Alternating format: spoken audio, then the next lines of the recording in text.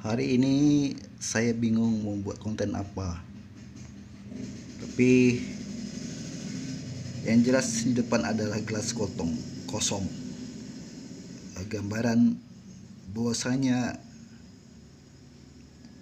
tiada isi, tiada daya, tiada upaya. Aku tiada dan engkau tiada. Yang ada hanya Allah. Karena semua itu milik Allah.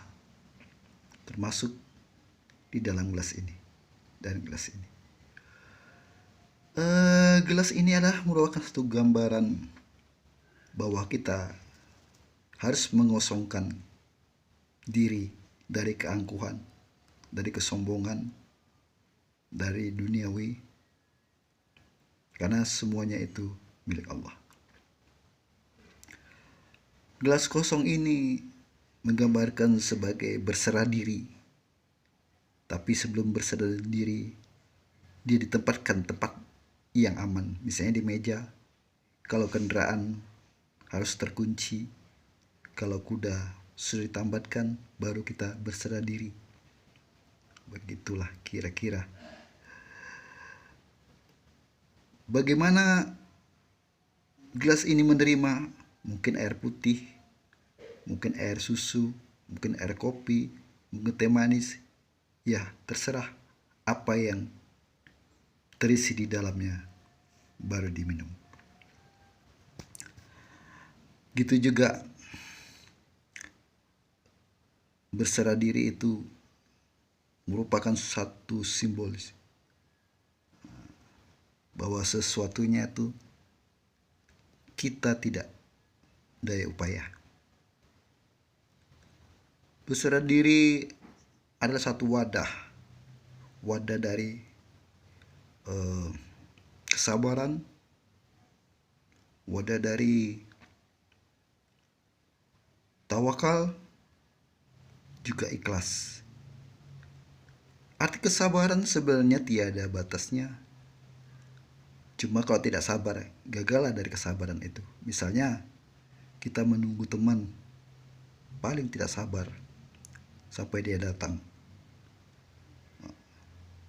Misalnya dalam perjalanan, kalau tidak sabar, kita akan kembali. Kesabaran harus sampai pada tujuannya. Misalnya naik kapal laut, dia sampai ke tujuannya, ke dermaga seberang sana. Tawakal, biasanya kita tawakal pada saat kita di atas kendaraan agar tidak terhindar dari segala sesuatunya. Kita berserah diri kepada Allah. Misalnya naik pesawat, kita tawakal. Karena apa? Apabila pesawat itu jatuh, ya bisa dibayangkan berkeping-keping, hancur, lebur, termasuk jiwa kita. Namun tawakal itu, di balik tawakal itu kita percayakan kepada si pengemudinya, keahliannya, si pilotnya dan sebagainya. Kemudian baru tawakal. Ikhlas. Ikhlas itu ikhlas memberi dan diberi segala sesuatu, tidak kita bangkit dan tidak pernah kita ingat-ingat. Keikhlasan sama halnya seperti digambarkan dalam Al-Quran, surat Al-Ikhlas. Qulhuwallahu ahad, Allahu somad. Allah itu esa. Allah tempat bergantung, tidak bergantung kepada yang lain. Lam yalid walam yulad, tidak beranak dan diperanakkan. Walam yakul lahu kufuwan ahad, dan tidak menyerupai seperti yang lainnya. Kita harus ikhlas. Sebagaimana mengikhlaskan bahwasanya Allah adalah sembahan kita dan kita sebagai hambanya, abdinya. Sebagaimana firman Allah, wa ma khalaqtu dzinin wa insa illa liya'budun, dan tidak aku ciptakan jin dan manusia kecuali beribadah kepadaku. Jadi keberadaan kita harus ikhlas sebagai hambanya. Dan sebagaimana Al-Quran, pertama ayat adalah Al-Fatihah. Alhamdulillah Rabbil Alamin, pengatur alam. Kita harus ikhlas bahwasanya Allah itu pengatur alam. Alam yang begitu luas, matahari, bulan, bintang, dan ombak laut, semua manut. Kalau kambing sudah diatur makan rumput, ya makan rumput terus. Tapi manusia semua dimakan, termasuk paku beton, kerikil, ya. Apalagi batu bara dan sebagainya lah. Nah, gitu lagi ada gambarannya.